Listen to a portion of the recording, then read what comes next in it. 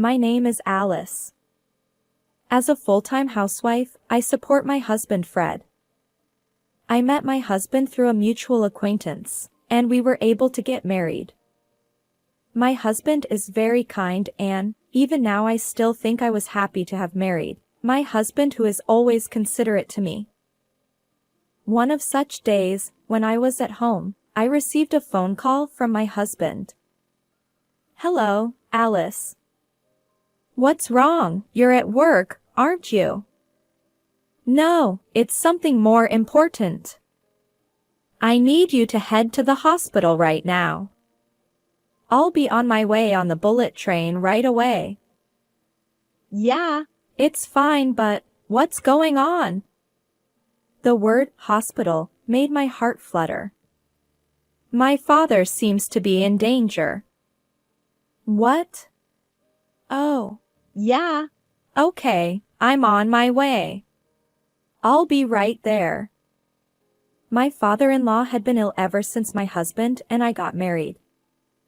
Lately he has been hospitalized on and off repeatedly, so I was prepared for this.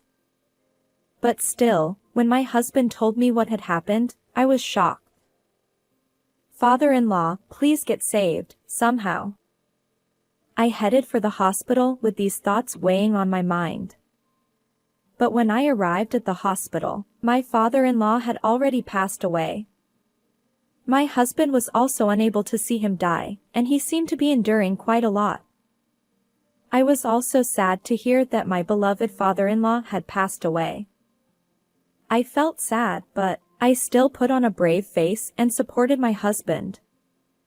After the funeral finished uneventfully, my husband and I spent the night at my parents-in-law's home. It was then that my husband spoke up apologetically. "Actually, I'm thinking of moving in with my mother."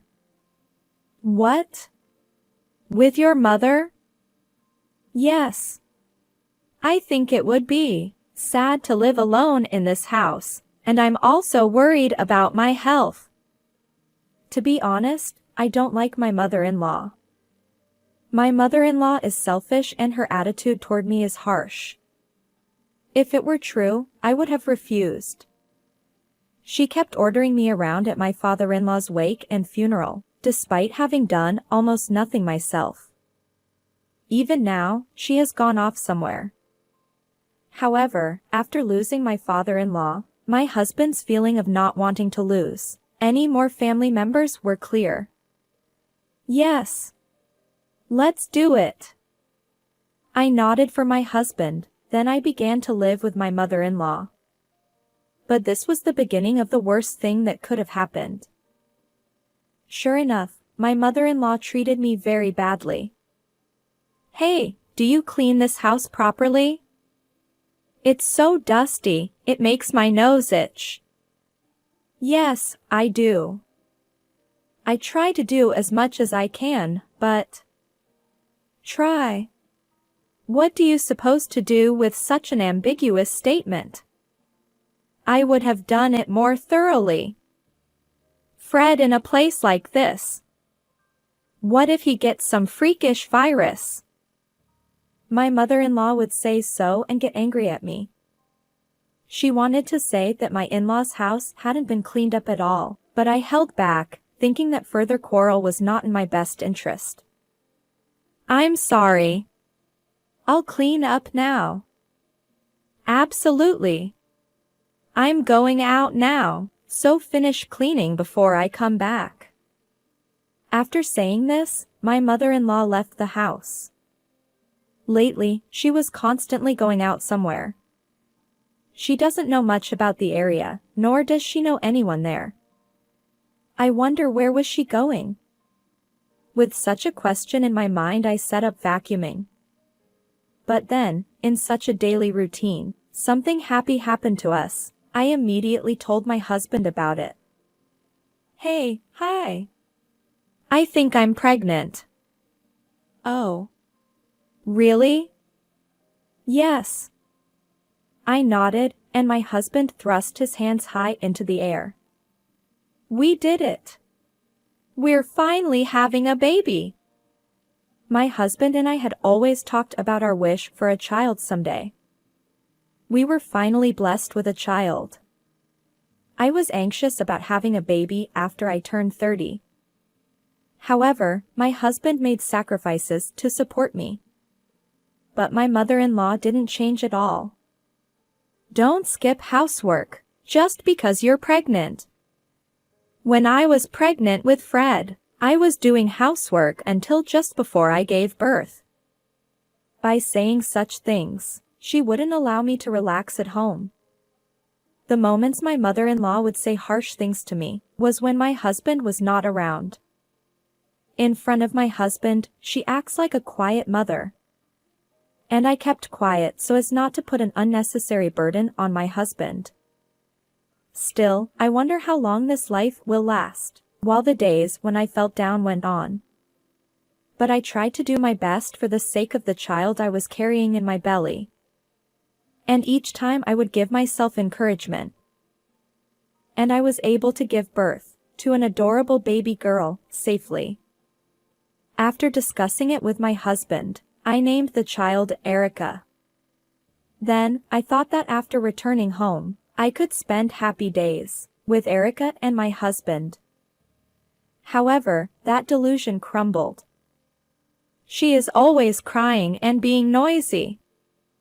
Can't you shut her up a little? I couldn't believe these words from my mother-in-law. I wonder if she has any desire to love her grandchildren at all. I'm sorry, but it's the children's job to cry. What if it interferes with my sleep? That would be unbearable. What if I don't get enough sleep, and it makes my daily life difficult? Thus she said, but my mother-in-law was at home every day watching TV. And only went out once in a while. One day, after 6 months of such days had passed, my husband was on a business trip and, at home, just my mother-in-law, my daughter, and I, 3 of us left. My mother-in-law, who was out somewhere just minutes before, was, anyway, in a bad mood. She kept ignoring my words. One day, in such a disturbing atmosphere, an incident occurred. At night, as usual, my daughter started her night crying. Each time, I would hold Erica in my arms and soothe her in the living room. And then, it seems her patience ran out. My mother-in-law yelled at us in the living room. I can't sleep because she cries so loudly at night. If you can't shut her up, you stay outside too. Saying that, she pushed us out onto the balcony. It was the day the big cold wave arrived, and the air was chilly.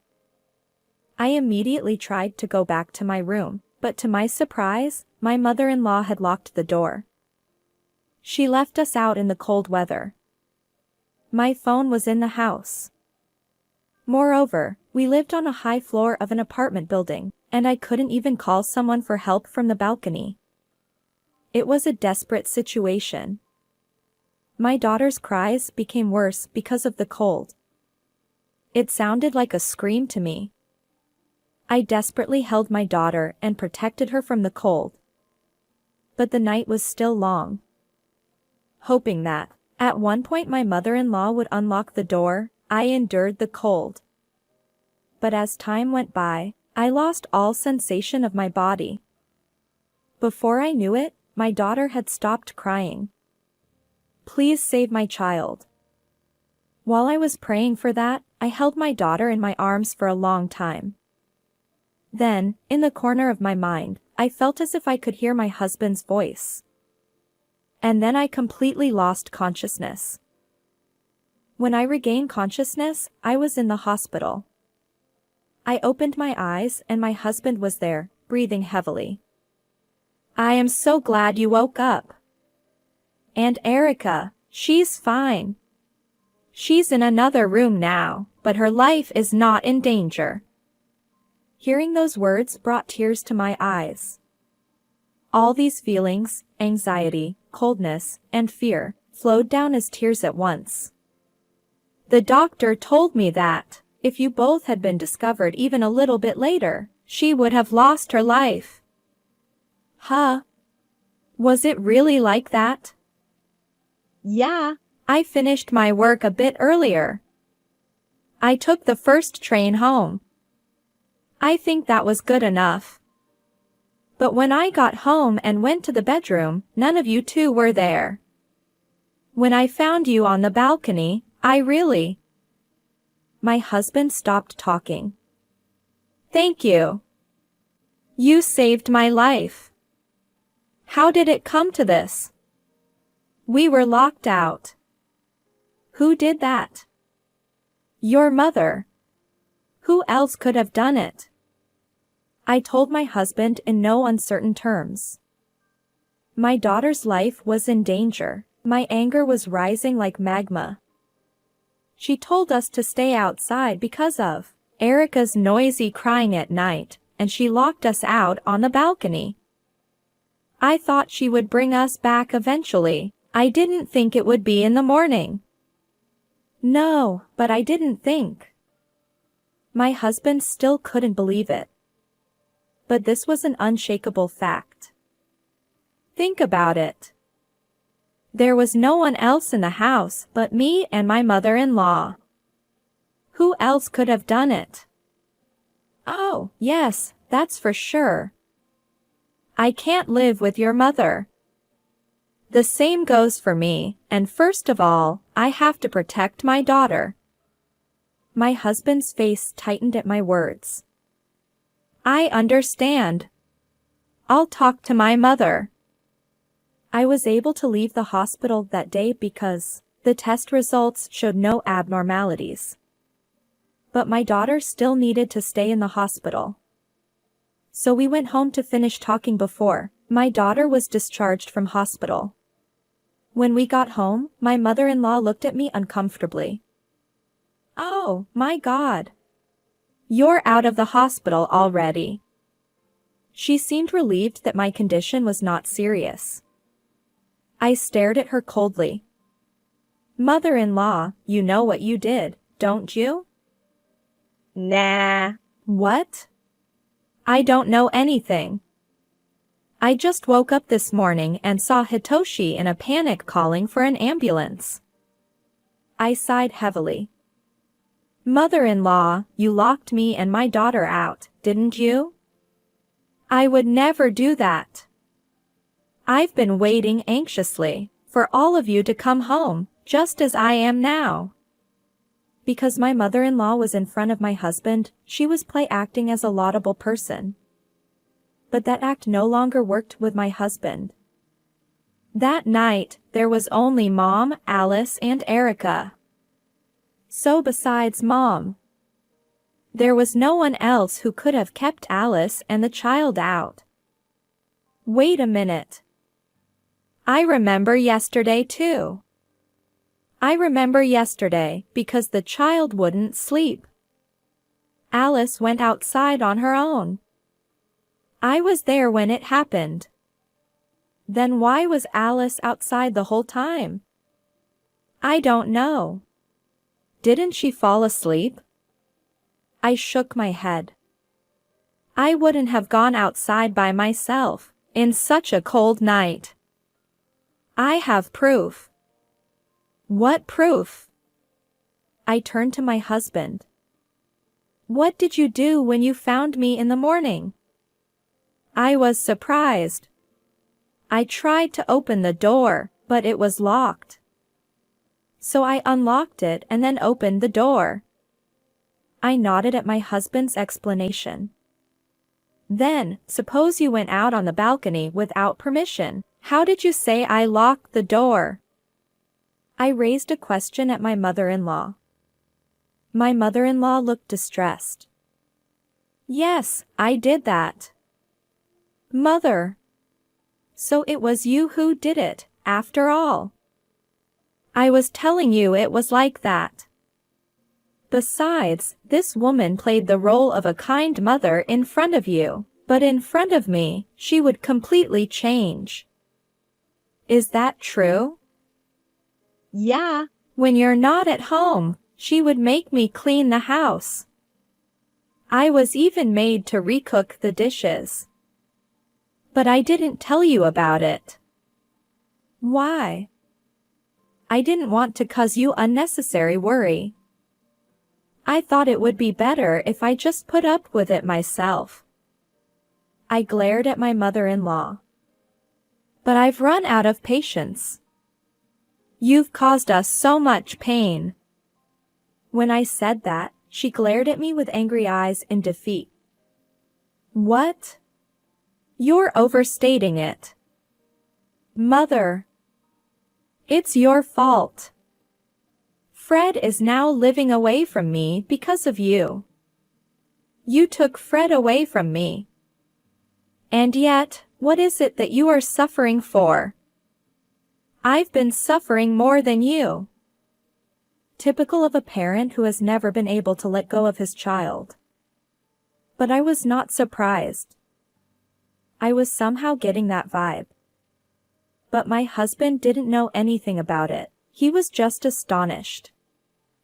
Such is your ego. I didn't separate Fred from you. And what's more, you were out for a night, and it wasn't a big deal. When my mother-in-law spat this out, it was my husband who became furious. Don't play dumb with me. What? Why would I, Fred? Can't you understand how much the two of them were suffering in the cold? The reality that her husband was angry with her, my mother-in-law was simply stunned. If only Erica had been discovered a little later, she would have lost her life. How can you say it was no big deal after causing someone that much pain? Her life. That's what the doctor said. My precious daughter almost died because of you. Did you even worry about her at all? The mother-in-law was disheartened by her husband's anger.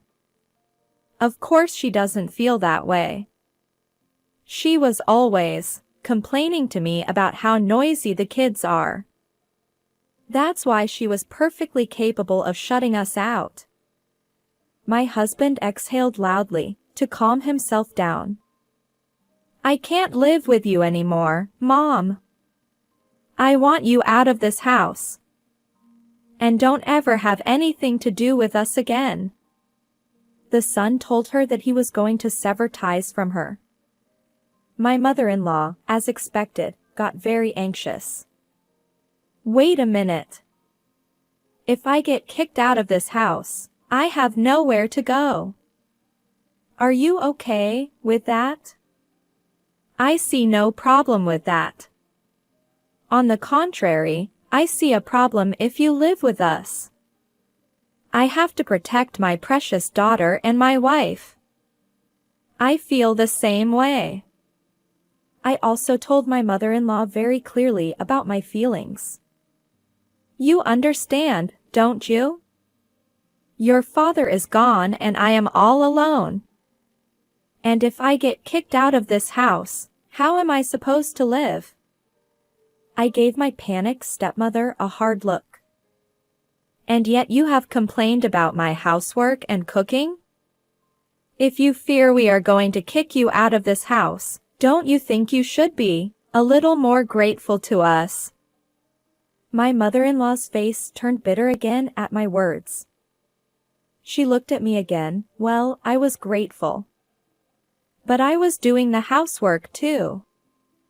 I can't help but notice the things that aren't getting done. Really? From my point of view, you were just being conceited. As far as my husband told me, I don't think she is a very good cook either. My husband nodded at me. No, she isn't. Mom couldn't cook or do the housework. My father did the laundry and cleaning, and even the dishes you cooked were just things you bought at the supermarket, weren't they? My mother-in-law bit her lip in frustration. That's why I figured Mom would be unable to live on her own. So I decided to move in with her.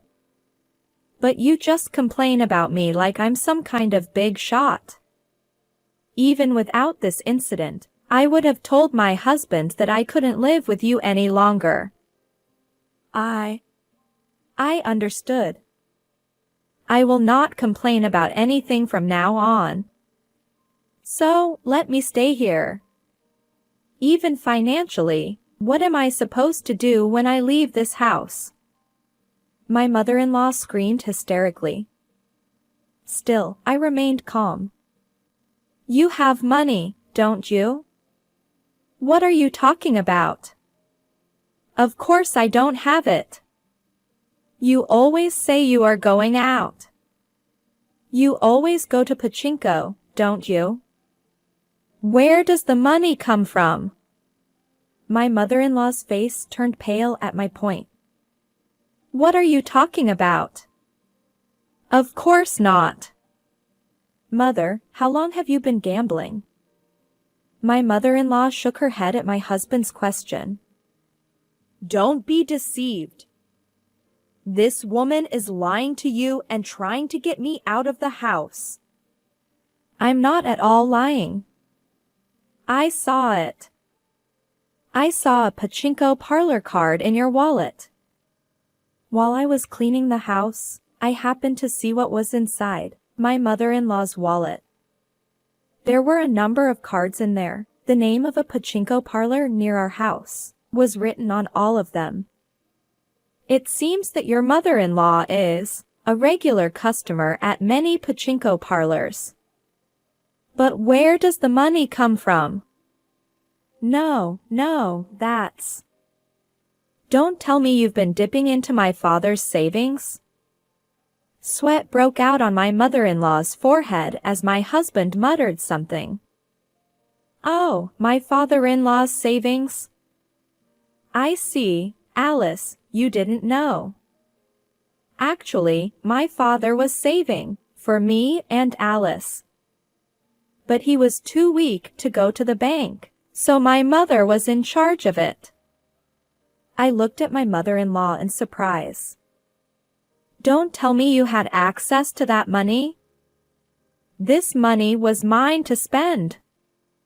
Your father had told me I could use this money. There's nothing wrong with that. I don't think so. He was about to make you the beneficiary of the insurance money. I'm sure you usually gave and received money. And then you go and take our savings. What? My husband nudged his mother-in-law. I've had enough of you. Get the hell out of my house. This was my husband's ultimatum. But my mother-in-law would not give up yet. No. I'm not leaving this house. If you force me to leave, I will call the police. My nervous mother-in-law said something like that. So I took out my cell phone. That's just as well. Let's call the police then. Hey, forget it.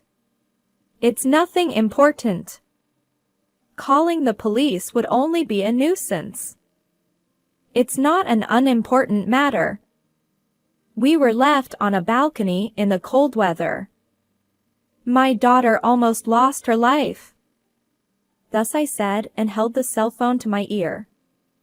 Wait. What's the point of this? In any case, let's report to the police and leave it to them to decide what the charges are. If you're not guilty, you will get out right away. No issues with that, right? As I said this, my mother-in-law clutched at my husband. Please, stop that woman. What if I get arrested for this? What will you do? What will you do if your own parent become criminal? It will be hard for you to live as well, you know? My husband shook off his sobbing mother's hands. That's not what matters. If what you did was a crime, what would you do? You have to pay for it. What happens to you after that is of no concern to us. Neither have we any interest to know. At my husband's words, my mother-in-law collapsed on the spot. Then she was taken away by the police who came on my call. At that moment she did not resist at all, she simply rounded her back and walked out of the room. My mother-in-law was later arrested. And 2 weeks after my mother-in-law was no longer at home, my daughter was able to leave the hospital without further incident. Since my mother-in-law has gone, Erica never did her night. Erica never did her night crying again. She was just putting an adorable smile on her face. I am sure that the reason she cried so much at night was due, in part, to my mother-in-law's influence. And now that my mother-in-law is no longer with us, our daily family life is unimaginably happier than ever before. I'm living my life with the hope that these happy days will continue in the future.